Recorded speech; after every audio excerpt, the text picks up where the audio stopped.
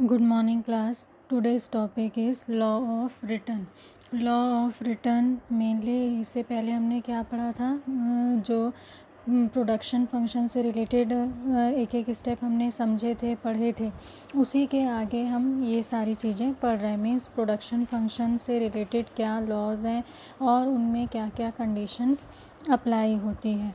Production function में आपने समझा था कि प्रोडक्शन जो रहता है वो किस तरह से बैलेंस करता है इनपुट और आउटपुट को। ठीक है, सेम उसी कंडीशन के अकॉर्डिंग यहाँ पे अलग अलग लॉ बने हैं जिससे कि हम कंडीशन किसकी, एक बिज़नेस की किस तरह से इंक्रीज़ होती है, फिर कांस्टेंट वे पे आती है, फिर वापस वो किस में जाती है, नीचे की ओर जाने लगती है। इन तीनों कंडीशंस से रिलेटेड जो भी लॉ हैं, रूल्स हैं, उसका हम एनालिसिस इसमें करेंगे। तो मेनली जो लॉ ऑफ रिटर्न है इसके 3 कंडीशन है। सबसे मेन फर्स्ट कंडीशन है law of increasing return, second है लॉ ऑफ कांस्टेंट रिटर्न और थर्ड है लॉ ऑफ डिमिनिशिंग रिटर्न। ठीक है, सबसे पहले हम समझेंगे increasing returns, means law of increasing return को हम समझेंगे। लॉ ऑफ इंक्रीजिंग रिटर्न में जो कंडीशन है उसमें क्या होता है कि हम सारी चीज़ों को स्टेबल मानते हैं और जो प्रोडक्शन से रिलेटेड है एक या दो चीज़ें उनमें चेंजेस करते हैं और इसका इफ़ेक्ट टोटली आपके आउटपुट के रिज़ल्ट में पड़ता है। तो उसे हम क्या कहते हैं, इंक्रीजिंग रिटर्न। यहाँ पे इंक्रीज़ का यहाँ पे क्या मतलब है, फॉर एग्ज़ाम्पल आप प्रोडक्शन की कोई दो चीज़ों को चेंज करते हो, जैसे कि लेबर और कैपिटल में चेंज करते हो, तो जितना परसेंट आप लेबर या कैपिटल के रेशियो में चेंज करते हो उतने ही रेशियो के अकॉर्डिंग आपका आउटपुट का रिज़ल्ट भी क्या होता है, इंक्रीज़ होता है। फॉर एग्ज़ाम्पल आप रिसोर्सेस में 5% का इंक्रीमेंट करते हो तो आपके आउटपुट में भी 5% का इंक्रीमेंट दिखता है। तो जैसे ही आपने प्रोडक्ट के पर्टिकुलर एक या दो जो रिसोर्सेस हैं उसमें जो चेंज किए तो आपको रिज़ल्ट में भी उतना ही चेंज अलग से दिखाई दिया, मीन्स इंक्रीज़ हुआ।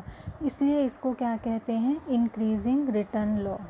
ठीक है, मीन्स यहाँ पे क्या होता है, अगर आप कोई चीज़ को अच्छा बनाते हैं, बढ़ाते हैं, उसकी एफिशिएंसी इंक्रीज़ करते हैं तो वो आपके आउटपुट के रिज़ल्ट में भी वो सारी चीज़ें उसी लेवल पर आगे बढ़ के आपको दिखाई देती हैं। जनरली ये जो रूल है वो किससे रिलेटेड है, जो इंडस्ट्रियल होते हैं, किससे रिलेटेड, प्रोडक्शन से रिलेटेड। वहाँ पे ये बहुत ज़्यादा काम आते हैं क्योंकि वहाँ पे कुछ चीज़ें क्या होती हैं, फिक्स होती हैं जिनमें कोई भी चेंजेस नहीं किया जाता और कुछ चीज़ वेरिएबल होती हैं जिसमें अकॉर्डिंग टू हमारी कंडीशन हम थोड़े बहुत चेंजेस कर सकते हैं। फॉर एग्ज़ाम्पल यहाँ पे जो मशीनरी वगैरह रहती है वो टोटली कैसे रहती है, फिक्स रहती है, हम उसको और बड़ा नहीं कर सकते, या हमारी जो ज़मीन है वो उतनी ही रहेगी, उसको हम उससे ज़्यादा बड़ा नहीं कर सकते। तो ये सारी कंडीशंस यहाँ पे क्या होती हैं, अप्लाई होती हैं। लेकिन आप लेबर बढ़ा सकते हो, कैपिटल का फॉर्मेशन चेंज कर सकते हो, रॉ मटेरियल के रेशियो में चेंजेस कर सकते हो। तो इस तरह के चेंजेस के कारण आप क्या कर सकते हो, अपनी जो मशीन है या प्लांट है उसका ज़्यादा से ज़्यादा यूटिलाइजेशन कर सकते हैं। फॉर एग्ज़ाम्पल प्लांट और मशीन भी जो रहते हैं हम उसकी टोटल कैपेसिटी यूज़ नहीं करते हैं। मान लो आप उसकी कैपेसिटी 1000 पर डे है यूनिट बनाने की, लेकिन हम जनरली उसका सिर्फ कितना यूज़ करते हैं, 200, 300, ज़्यादा से ज़्यादा 500। तो बाकी की जो उसकी कैपेसिटी है वो वहीं पे बनी रहती है। दूसरी एक कंडीशन ये भी होती है इसमें कि जो मशीन की कैपेसिटी है जब तक वो अच्छी कंडीशन में है तब तक तो वो आपको सपोर्ट करेगी, लेकिन जैसे जैसे वो टेक्निक या मशीन पुरानी होते जाएगी फिर वो आपको वो ऐसा प्रॉपर रिज़ल्ट नहीं दे पाएगी जैसा आपको पहले देती थी। तो इसके कई कंडीशंस हैं, कई ये हैं, वेरिएबल चेंजेस आप कंटिन्यू कर सकते हैं, लेकिन जो फिक्स्ड चेंजेस हैं वो क्या होता है, कांस्टेंट होते हैं, उसको बहुत ज़्यादा आप इधर उधर नहीं कर सकते। तो वही ये क्या है, लॉ ऑफ इंक्रीजिंग रिटर्न में हम मेनली फोकस करते हैं कि किन चीज़ों को हम थोड़ा बहुत चेंज करके जो आउटपुट है उसमें चेंज ला सकते हैं और किस लेवल तक ला सकते हैं। जैसे कि आपके सामने एक टेबल दिया हुआ है, इसमें दिया है जो लेबर है और कैपिटल है उसकी कंडीशन के बारे में यहाँ पे चेंजेस किया गया। जैसे ही इसमें चेंजेस करते हैं, जो टोटल प्रोडक्शन है प्लस मार्जिनल प्रोडक्शन है और एवरेज जो आपका प्रोडक्शन है, उसमें क्या क्या डिफरेंस आता है। फॉर एग्ज़ाम्पल टेबल देखने से क्लियर है, जब आप 1 यूनिट लेते हो तो टोटल प्रोडक्शन कितना है, 150 है, ठीक है। उसके बाद जैसे उसका एमपी भी कितना है, मार्जिनल कॉस्ट भी प्रोडक्शन भी कितना है, 150 है, और एवरेज भी कितना है, 150 है। अब आप इसके 1 की जगह कितना यूनिट कर देते हो, 2 यूनिट कर देते हो, तो आपका जो टोटल प्रोडक्शन है वो इंक्रीज़ होके कितना हो जाता है, 360 हो जाता है। मार्जिनल प्रोडक्शन कितना हो जाता है, 210 हो जाता है, और एवरेज प्रोडक्शन कितना हो जाता है, 180 हो जाता है। तो जैसे जैसे आप यूनिट बढ़ाते जाते हैं, ये कंडीशन क्या होती जाती है, इंक्रीज़ होती जाती है, लेकिन ये एक लेवल तक ही इंक्रीज़ होती है, और जिस लेवल तक ये हाई लेवल तक इंक्रीज़ होती है उसी को हम क्या बोलते हैं, जो लॉ है किससे रिलेटेड, इंक्रीजिंग रिटर्न से रिलेटेड कंडीशन को हम कहते हैं। यहाँ पे ग्राफ दिया हुआ है आपका, ग्राफ में जो ओ वाई है वो किसको प्रेजेंट कर रही है, प्रोडक्शन को, और ओ एक्स किसको प्रेजेंट कर रही है, जो आप रिसोर्सेस में चेंजेस कर रहे हो उसको प्रेजेंट कर रहे हो। तो आप देखेंगे कि जो आपका एवरेज है वो भी कंटिन्यू बढ़ते जाता है, एमपी भी कंटिन्यू बढ़ते जाता है, और टीपीसी भी कंटिन्यूएशन में क्या होते जाता है, बढ़ते जाता है। और जो टीपीसी है मीन्स जो टोटल प्रोडक्शन कॉस्ट है वो किससे ऊपर है, मार्जिनल कॉस्ट से भी ऊपर है, एवरेज कॉस्ट से भी ऊपर है, यानी हाई लेवल पे। मीन्स जिस लेवल पे आप इनपुट दोगे उसी लेवल पे आपका आउटपुट भी क्या होते जाता है, इंक्रीज़ होता जाता है, ठीक है। तो ये आपका क्या है, किससे रिलेटेड कंडीशन है, इंक्रीजिंग रिटर्न से रिलेटेड कंडीशन है।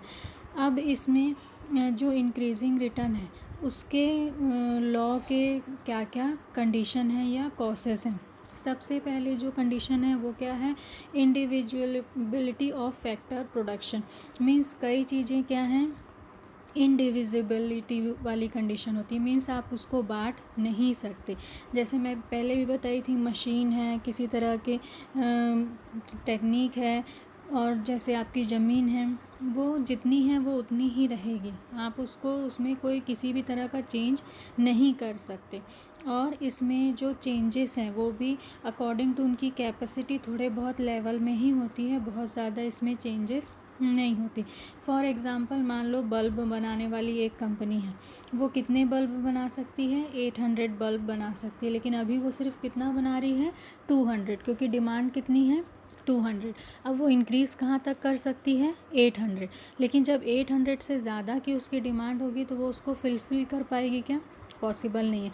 उसके लिए अलग से फिर से आपको ज़मीन की ज़रूरत होगी, मशीन की, टेक्निक की, सारी चीज़ों की ज़रूरत होगी।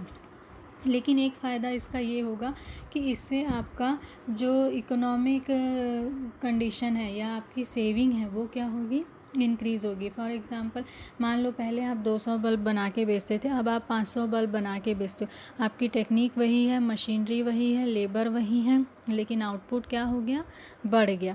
उसके अकॉर्डिंग रॉ मटेरियल भी बढ़ गया, लेबर भी थोड़े बहुत इंक्रीज़ हो गए, लेकिन जो टोटल आपका आउटपुट है वो उसके बराबर ही है। मीन्स वैसा ही रिज़ल्ट आपको ज़्यादा दे रहा है। मीन्स प्रॉफिट आपका क्या कर रहा है, इंक्रीज़ कर रहा है, कहीं पे आपको कोई नुकसान नहीं हो रहा, बल्कि जो फिक्स्ड आपके एसेट्स हैं जैसे मशीन, प्लांट, उसका खर्चा स्टेबल है, उसमें कोई चेंजेस हुए क्या, नहीं हुए।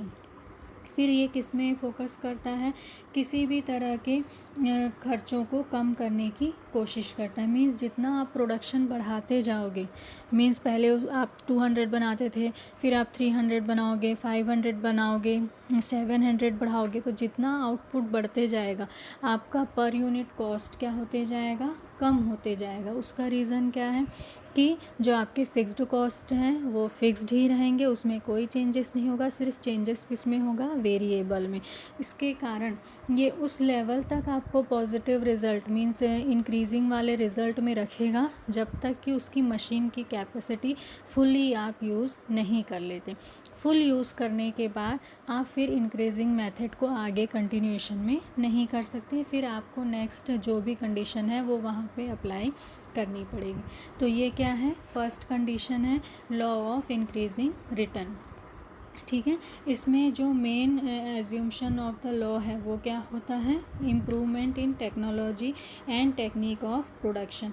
मींस इसमें टेक्नोलॉजी में जो है वो इम्प्रूवमेंट किया जाता है, मींस उसकी ज़्यादा से ज़्यादा कैपेसिटी यूज़ की जाती है और उसमें सही टेक्निक लगाई जाती है प्रोडक्शन की, जिससे कि हमें ज़्यादा से ज़्यादा क्या मिले, प्रॉपर रिज़ल्ट मिले। ठीक है, फिर यही इसमें भी यही कंडीशन है कि इसमें हम चीज़ों को बहुत ज़्यादा अपने अकॉर्डिंग चेंज नहीं कर सकते। जैसे बताएं, मशीन प्लांट को हम कंटिन्यूएशन में अपने अकॉर्डिंग चेंज नहीं कर सकते, लेकिन ये तब तक हमको पॉजिटिव रिज़ल्ट देगा जब तक कि इसकी फुल कैपेसिटी हम यूज़ नहीं कर लेते। अब नेक्स्ट हम पढ़ेंगे सेकंड, जो है आपका कॉसेस ऑफ ऑपरेशन किससे रिलेटेड है, law of constant return. Law of constant return क्या होता है, मींस यहाँ पे जो मार्जिनल प्रोडक्शन है वो टोटली एक ही कंडीशन में रहता है।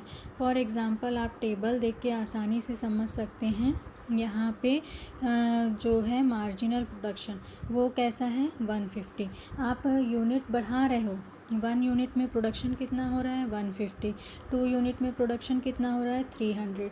3 यूनिट में कितना हो रहा है, 450। मीन्स कंटिन्यू टोटल जो प्रोडक्शन है उसमें भी इंक्रीज़ हो रहा है, लेकिन जो मार्जिनल प्रोडक्शन है वो कंटिन्यूएशन में कितना बना हुआ है, 150 ही बना हुआ है, उसमें कोई भी चेंजेस नहीं हो रहे हैं। इसको हम इस ग्राफ से आसानी से समझ सकते हैं। ठीक है, जैसे कि यहाँ पे देखिए नीचे दिया है जो प्रोडक्शन के यूनिट है उनमें चेंज किया गया, और यहाँ पे है मार्जिनल प्रोडक्शन। मार्जिनल प्रोडक्शन एक ही लेवल पे है, एक सिंगल लाइन है, यहाँ पे इस लाइन में कोई भी चेंजेस नहीं हो रहा है। इसका लेवल जितना भी बढ़े, चाहे आप 2 यूनिट रखो, 3 रखो, 4 रखो, 5 रखो, लेकिन जो मार्जिनल प्रोडक्शन है उसमें कोई भी चेंज नहीं होता। अब ये कंडीशन ऐसी क्यों होती है, क्योंकि ये टोटली क्या होती है, फ्लेक्सिबल होती है। फ्लेक्सिबल होती है मीन्स इसमें जिस तरह से आप इनपुट डालते हो सेम वैसा ही आउटपुट आपको मिलते जाता है। मीन्स आप अगर लेबर, इसमें मेनली जो फोकस होता है वो किस में होता है, लेबर और जो नेचुरल रिसोर्सेज से रिलेटेड चीज़ें होती हैं उससे रिलेटेड होता है। इसमें बहुत ज़्यादा मशीन का, टेक्निक का यूज़ नहीं होता। पहली वाले कंडीशन में क्या था, मशीन या टेक्निक का ज़्यादा यूज़ था। इसमें किसका ज़्यादा यूज़ है, लेबर का और नेचुरल रिसोर्सेज का। मींस यहाँ पे लेबर इम्पॉर्टेंट है और नेचुरल रिसोर्सेज इम्पॉर्टेंट है, और ये दोनों चीज़ें टोटली क्या हैं, स्टेबल है। मींस जो रॉ मटेरियल का प्राइस है वो भी जनरली क्या होता है, बहुत ज़्यादा इसमें इंक्रीज़ या डिक्रीज़ नहीं होता है। प्लस जो लेबर इससे रिलेटेड काम करते हैं उनके भी प्राइस में बहुत ज़्यादा इंक्रीज़ या डिक्रीज़ नहीं होता है। मींस यहाँ पे लेबर का भी एक प्रॉपर लेवल रहता है, रॉ मटेरियल का भी एक प्रॉपर लेवल रहता है, और ये दोनों प्रॉपर वे पे काम करते जाते हैं, और रिज़ल्ट जो रहता है उसके अकॉर्डिंग जो मार्जिनल प्रोडक्शन है वो हमेशा स्टेबल रहता है। टोटल प्रोडक्शन इंक्रीज़ होता जाता है, लेकिन एक लेवल तक बहुत ज़्यादा इसमें इंक्रीज़ नहीं होता है। तो इसलिए इसमें मार्जिनल प्रोडक्शन के अकॉर्डिंग जो लाइन मिलती है ग्राफ की वो कैसी मिलती है, हमको सिंगल लाइन की ग्राफ मिलती है। चाहे यूनिट या लेबर कितना भी हम बढ़ा लें उसका इसमें बहुत ज़्यादा इफ़ेक्ट नहीं रहता। मीन्स इसमें स्लोप बिल्कुल भी नहीं रहता है, ये बिल्कुल स्ट्रेट लाइन होती है। अब इस सेक्टर में मेन जो होते हैं वो कौन होते हैं, ह्यूमन होते हैं और नेचुरल रिसोर्सेस होते हैं। इसलिए इसका क्या होता है, बहुत ज़्यादा इफ़ेक्ट होता है। फॉर एग्ज़ाम्पल जैसे ब्लैंकेट मेकिंग का जो प्रोसेस होता है, ब्लैंकेट मेकिंग के लिए हमको क्या चाहिए, नेचुरल उसमें क्या है, जो फ़ैदर हमको मिलता है वो फ़ैदर हमको कहाँ से मिलेगा, एनिमल से। अब इसको बनाने वाले कौन हैं, ह्यूमन। ठीक है, तो दोनों का जैसे जैसे आप यूनिट इंक्रीज़ करते जाओगे उसके अकॉर्डिंग प्रोडक्शन भी इंक्रीज़ होते जाएगा, लेकिन जो मार्जिनल उसकी कंडीशन है, ठीक है, वो एक ही लेवल पे रहेगी, उसमें बहुत ज़्यादा कोई चेंजेस नहीं आएगा।